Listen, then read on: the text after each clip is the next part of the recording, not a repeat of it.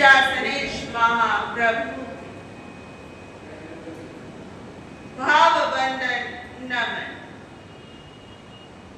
परम श्रद्धेय परम उपकारी आत्मज्ञानी सद्गुरुदेव पूज्य शिवाचार्य भगवान,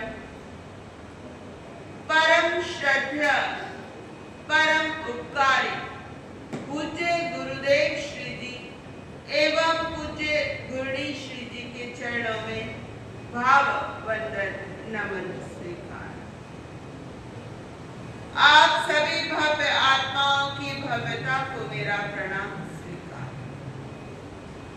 गुरु कृपा से जो कुछ भी सीख पा रहे हैं उसे कुछ देर आपके समक्ष रखने का यथासंभव यथाशक्ति प्रयास कर। धर्म प्रेमी बंधुओं, माताओं एवं बहनों, अष्ट मंगल के संबंध में धर्म चर्चा चल रही है। आप सभी उस धर्म चर्चा में गोते लगा रहे हैं। अष्ट मंगल जीवन के अंदर मंगल कर देता है। मंगल यानी आपके जीवन में शुभ कर देता है, कल्याण कर देता है। आपके जीवन के अंदर जो बाधाएं आती हैं वो बाधाएं ठीक कर देता है। जो विघ्न आ रहे हैं या जो रुकावटें आ रही हैं वो दिक्कतें उन मंगलों के बाद आपको फेस नहीं करनी पड़ती। अष्टमंगल का जीवन में भी बड़ा महत्व है। जैसे स्वास्थ्य मंगल के संबंध में हमारी धर्म चर्चा चली थी कि भाई स्वास्थ्य का निर्माण कैसे किया जाना चाहिए। स्वास्थ्य आपके व्यापारिक जगत में कितना आपके लिए लाभदायक है, या आपके रसोई घर के अंदर या आपके घर परिवार के अंदर शांति बनी रहे, कितना लाभदायक है, आप सभी ने जाना था। थोड़ा आगे के समयों में, आगे की धर्म चर्चाओं में आप थोड़ा इसके संबंध में और विस्तार पाएंगे। बाधाओं का जो मूल कारण है वो मूल कारण है कि जैसे आपके आसपास कोई नकारात्मक ऊर्जा है। नकारात्मक ऊर्जा क्रिएट कौन करता है? सवाल तो ये उठता है। जो नकारात्मक ऊर्जा क्रिएट करता है व्यक्ति का स्वयं का जीवन करता है। जैसे उसने बुरा सोचा, बुरा कहा, बुरा कुछ भी किया या कुछ हिंसात्मक कार्य किया, हिंसात्मक चिंतन किया, तो इतने में क्या होगा, जो आपका ओरा है वो एक अलग रंग का हो जाता है। ओरा चेक करने की बड़ी मशीनें आती हैं आपके आभा मंडल को चेक करने की। जापान और चाइना ने इस पर बड़ा आविष्कार किया है। खैर ये सब चीजें ली तो जैन परंपरा से बहुत सारी चीजें इन्होंने ली हैं जिससे इनके अंदर बड़ी योजनाएं बनी हैं। लेकिन मुख्य रूप से बाधाओं का मूल कारण तो यही है, आपके इर्द गिर्द नकारात्मक ऊर्जा है। मान लीजिए आप सोचे कि आपकी दुकान पर किसी भी प्रकार का कोई काम नहीं चल रहा है, बड़ी अड़चन आ रही है, विघ्न बाधाएं आ रही हैं, आपकी किसी भी प्रकार की डील नहीं हो रही है, तो ऐसे समय में आपको क्या करना है? अपना एक लंबा गहरे श्वास का प्रयोग करना है। दीर्घ श्वास का डीप ब्रीदिंग करो और डीप ब्रीदिंग के बाद आपको क्या करना है, अपने विचारों को थोड़ा शुद्ध करना है।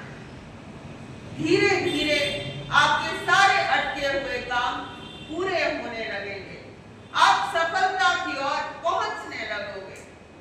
ध्यान से सारी समस्याओं का समाधान हो सकता है। जैसे स्वास्थ्य के बारे में आपको बड़ा डिटेल में समझाया गया था, ऐसे स्वास्थ्य का ध्यान भी किया जा सकता है। कलश इत्यादि का, मत्स्य युगल का, जो दो मछलियों का जोड़ा है, उन पर भी ध्यान किया जा सकता है। दर्पण पर भी ध्यान किया जा सकता है। कलश की आकृति पर भी ध्यान किया जा सकता है। जरूरी है। जैसे प्री नर्सरी क्लास के अंदर पहले उन्हें अल्फाबेट सिखाने जरूरी है। प्रारंभ में सहारा जरूरी है, जिससे हम देखकर कुछ कर सके। क्यों? वैसे तो अंत में तो जितने आलंबन हैं वो सहारे सारे छूट जाते हैं। जोश लहरों को आता है तो किनारे भी टूट जाते हैं। आकृति और रंग का भी बड़ा महत्व है और इससे मंगल संचार होता है। जैसे चेहरे की भी तो एक आकृति ही तो बनी होती है। बहुत सारे यहाँ चेहरे बैठे हैं। कुछ चेहरों से आपका बात करने का मन करेगा और कुछ चेहरे ऐसे होते हैं जिनसे बात करने की भावना ही नहीं बनती। कुछ रंग आंखों को इतने प्रिय लगते हैं कि दिल करता है कि आप देखते रहो। कभी कभी आप किसी के घर के अंदर जाते हैं और बड़ी सुंदर वॉल है, वो रंग मन को प्रिय लग रहे हैं, वो रंग आपकी आंखों को प्रिय लग रहे हैं, दिल कर रहा है कि आप उन रंगों को देखते रहें, मंगल संचार होता है। कुछ रंग ऐसे होते हैं जो बेडरूम में ठीक लगते हैं। कुछ रंग ऐसे होते हैं जो रात को सोने के समय आपको अंधेरा अच्छा लगेगा। दिन में जागते हुए आपको अंधेरा नहीं अच्छा लगेगा, आपको रोशनी अच्छी लगेगी। यदि कोई व्यक्ति स्ट्रेस में है, यदि कोई व्यक्ति डिप्रेशन में है, अ काइंड ऑफ एंजाइटी के अंदर है, तो ऐसे समय में उसको क्या अच्छा लगेगा? अंधेरा अच्छा लगेगा। कोई उससे वार्तालाप इत्यादि ना करे, ऐसे समय में उसको ये अच्छा लगेगा। ध्यान से बड़ी समस्याओं का समाधान होता है। जैसे जो अति क्रोधी है, क्रोध तो बड़ा उपशम जल्दी स्पीड से हो जाता है। जो क्रोध की मात्रा शांत होती है, बड़ी स्पीड से हो जाती है। आपके जो कर्म हैं, आपकी आत्मा के साथ चिपके हुए हैं, वो कर्म फटाफट टूटते जाते हैं, जर्जरित हो जाते हैं वो कर्म। आकृति से भी उपचार किया जा सकता है। अष्टमंगल ध्यान आकृति और गुणों के संबंध में आपसी सिद्धांत पर आधारित एक सरल सिद्धांत है। आकृति यानी आसपास की वैसी प्रकृति जैसा दिखाई दे। उदाहरण के तौर पे हम बता सकते हैं, जैसे चील है, वो अपने आकार की वजह से आकाश की ऊंचाई छूती है। आप आकाश की ऊंचाई छू दोगे? है जी। थोड़ा पैराशूट इत्यादि का सहारा लेकर छू सकते हो, लेकिन अपने बल पर आकाश की ऊंचाई नहीं छू सकते हो। इतना ही नहीं, मछली तैरती है। क्या मछली की तरह आप लगातार तैर सकते हो? मछली अपनी आकृति की वजह से ऐसे तैरती है। प्राणी की जो प्रकृति है उसकी आकृति के अनुसार निर्धारित होती है। आप पत्थर को मूर्ति का रूप दे सकते हैं, मिट्टी के बर्तन बना सकते हैं, किंतु आप किसी मानव के जो चेहरे को, आकृति को या उसके नेचर को आप पूर्ण रूप से नहीं बदल सकते। सभी प्राणियों के पास बाह्य शरीर के अलावा एक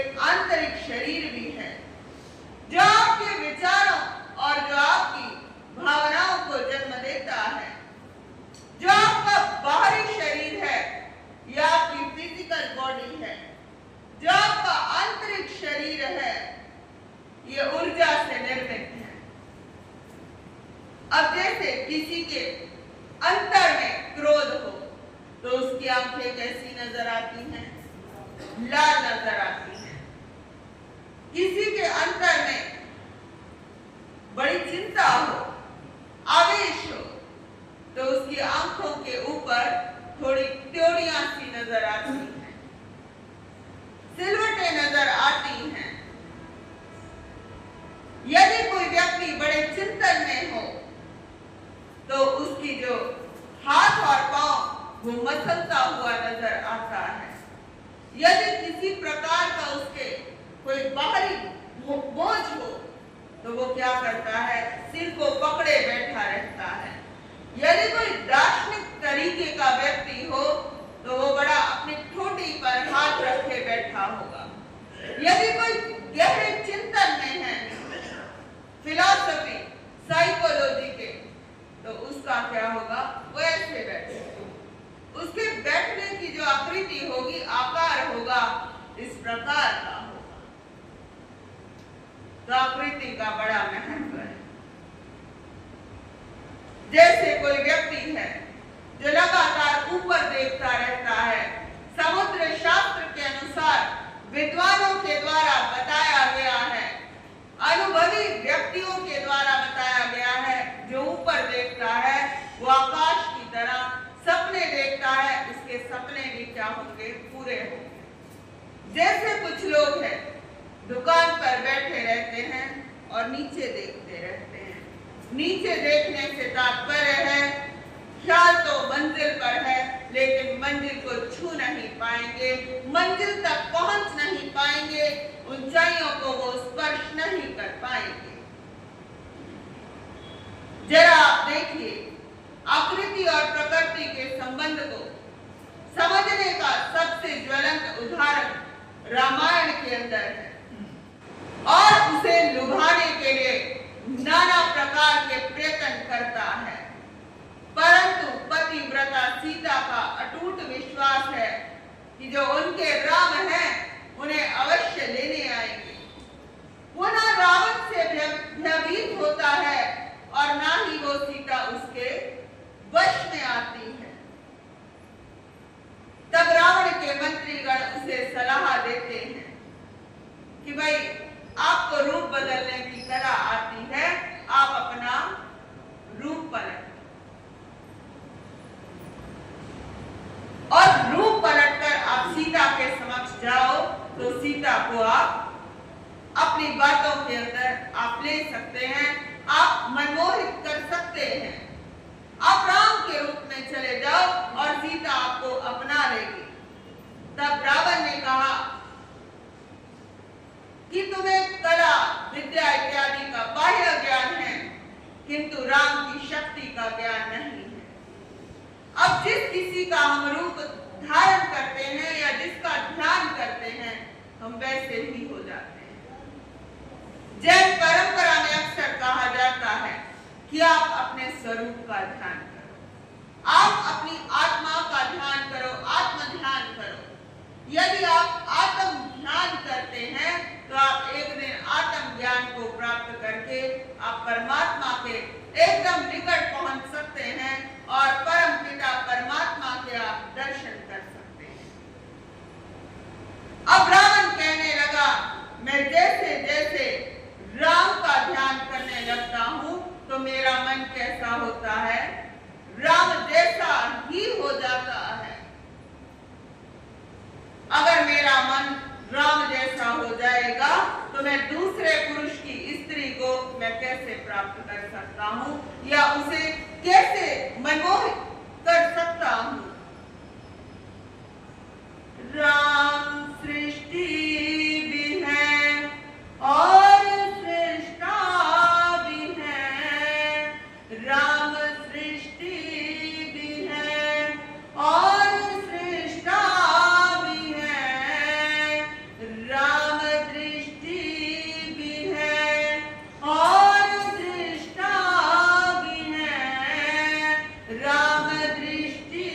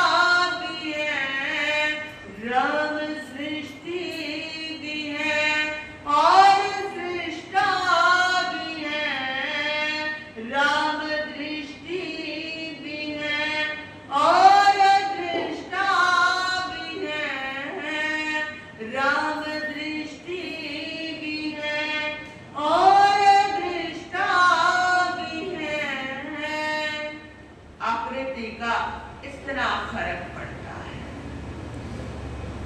कि अगर मैं राम को चिंतन करूंगा, राम का रूप धारण करूंगा, तो मैं किसी स्त्री को, पतिव्रता नारी को मैं कैसे प्राप्त कर सकता हूं। आकृतियों का बड़ा महत्व है। कोई भी आकृति देखो जो भव्य आकृति हो, जो आपकी आत्मा का उत्थान करने वाली आकृति हो, आप ऐसी आकृतियों के संबंध में आप चिंतन मनन किया करो और देखा करो। संत दर्शन क्यों महत्वपूर्ण है? इससे आपका क्या होता है? कैरेक्टर बिल्ड होता है और आप कर्तव्य निष्ठ होते हैं, आप धर्म निष्ठ होते हैं। अब इसी अष्टमंगल के अंतर्गत जो अष्टमंगल का जो विज्ञान छिपा हुआ है वो 2 सिद्धांतों पर आधारित है। आपकी आकृति और आपके रंगों पर आधारित है ये पूरी की पूरी साइंस, जिसके विषय में अभी कुछ दिन तक दीर्घ चर्चा चलेगी, लंबी चर्चा चलेगी। अष्टमंगल ध्यान की जो प्रक्रिया है उसमें साधक को क्या करना होता है?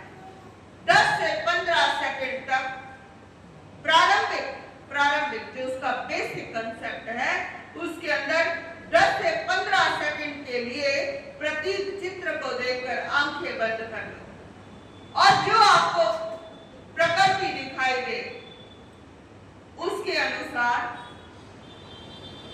आपका जीवन दिन प्रतिदिन होता रहेगा। जैसे आप देखिए, लाल रंग में एक विस्तृत स्पेक्ट्रम है। भाई गहरा लाल रंग भी है, मध्यम लाल रंग भी है और मंद लाल रंग भी है, फीका लाल रंग भी है। अब इसके संबंध में देखो कि लाल रंग देखने के बाद लगातार आपने लाल रंग को देखा, खुली आंखों के साथ आपने लगातार लाल रंग को देखा और उसके बाद आंखें बंद करके आपने लगातार आपकी आंखों के सामने सफेद रंग आया, खुली आंखों के साथ लाल रंग पर ध्यान केंद्रित किया और थोड़ी देर के बाद सफेद रंग आपकी बंद आंखों के सामने आया। इट मीन्स जो ऐसा व्यक्ति है वो प्रैक्टिकल है, वो व्यक्ति भावुक नहीं है, वो भावनाओं में बहकर नहीं अपितु सोच समझकर अपने गहरे रिश्ते बनाता है। यदि लाल रंग देखा, आपने खुली आंखों से लाल रंग देखा, अनुबिंब देखा खुली आंखों से और उसके बाद तुरंत आपने आंखें बंद की, 10 से 15 सेकंड के लिए खुली आंखों से लाल रंग देखा, लाल रंग कैसा भी हो, और देखने के बाद आपने अपनी आंखें बंद कर ली और आंखें बंद करने के बाद आपको गहरा लाल रंग दिखा। इट मीन्स वो व्यक्ति कभी सेटिस्फाइड नहीं हो पाएगा, उसे हमेशा ऐसा लगेगा कि मुझे जितना मिला है कम ही मिला है। वो व्यक्ति परफेक्शनिस्ट भी नहीं हो सकता है। फिर आप देखिए, लाल रंग पर ध्यान किया, लगातार खुली आंखों से लाल रंग को आपने देखा। लाल रंग को देखने के बाद आपने क्या किया जी? आंखें बंद की और पीला रंग आपको दिखाई दिया।